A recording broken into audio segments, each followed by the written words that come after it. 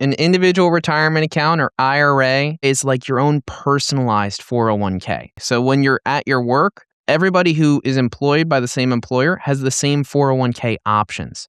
And so you don't really have any special options within that 401k. Once you move it over to an IRA, well, now you have a lot more options than you had within that 401k. IRAs allow you to use pretty much any type of investment out there. You can use mutual funds, you can use exchange traded funds or ETFs, you can use stocks. And this is a place where a lot of people get tripped up because they ask, well, can I put IRAs into an annuity? And the answer is yes. They're both taxed the same way because they're both IRA assets. So it's the same type of money going in, it's the same type of taxes going out. The way I like to think about it is if it's a 401k or if it's IRA or if it's pre-tax money, that money gets taxed the same. It never changes. And it's always going to be taxable at ordinary income tax rates. So not necessarily what the tax rates are today, but whatever those tax rates are when you take that money out, that's what you're paying when you take the money out of that individual retirement account or IRA. It's also easier to trade. It's easier to make changes to. You don't have to go to the 401k or go through the 401k provider. You can either have an advisor or you can do it on your own to be able to make any transactions or make any trades that you want.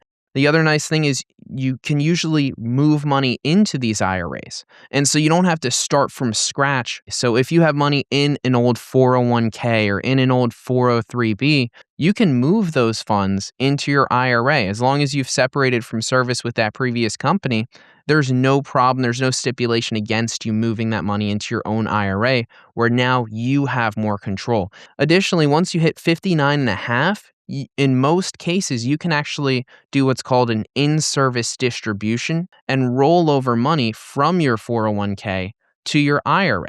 And once it's moved to the IRA, you can use any of the investments out there. Now, if you have a 403b, depending on what your circumstance is, a lot of times you have to wait till retirement to pull the money out of the 403b.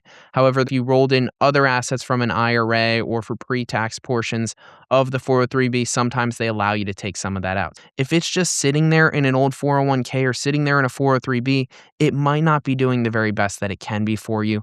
The other thing too is in those 401ks, in those 403bs, a lot of them don't have provisions in place to do Roth conversions. So with those assets, they might not let you to put it more into the tax-free account from the money that's already been saved pre-tax. After that money's in the IRA, you can open a Roth IRA and transfer some of the money into the Roth IRA to allow more and more of that portfolio to become tax-free over time. Now, when you do that transition from the IRA to the Roth IRA, you have to pay the taxes on it. There's no way to completely get out of the taxes, but what we can do is we can do it so that you're minimizing your tax burden over the course of your retirement years and saving money in taxes over the course of your retirement. So this can make a huge difference. We had a couple recently come in. They were in their early 60s. In their case, they saved roughly about $2.25 million. They needed roughly about $80,000 of income per year. We looked into their investments and said, well, here's the situation with your investments. You're saving into this 401k, into these IRAs, and it's very aggressive. It's okay that it has been aggressive during your working career. However, in 2026, we don't want to have that same level of risk because now you're retiring.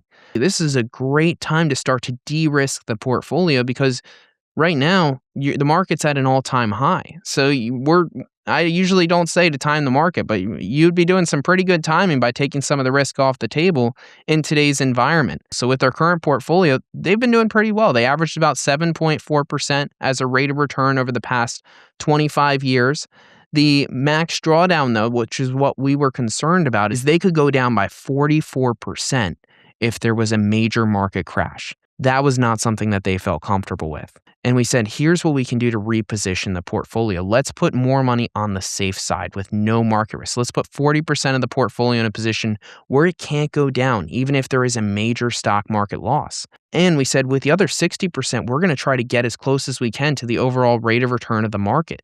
We were able to show them around an 8.4% rate of return over that same 25-year period. So cutting that risk close to in half when that stock market crash happens, because this is going to happen, folks. This happens all the time over the course of people's working careers and retirements. And you want to make sure that when it does happen, you're prepared, especially as you're needing to take money out of your portfolio. So going the extra mile, making sure we're planning not just for your 401k, not just for your IRAs, but how do we make it more tax efficient? How do we maximize the hard-earned savings that you have to get the most out of it in your retirement years? And in their case, this all translated to being able to get more income or being able to save a larger legacy for them. So if you want to learn more about how an IRA could work for you, go to our website, abetterwayfinancial.com, or click on the link below to get that conversation started.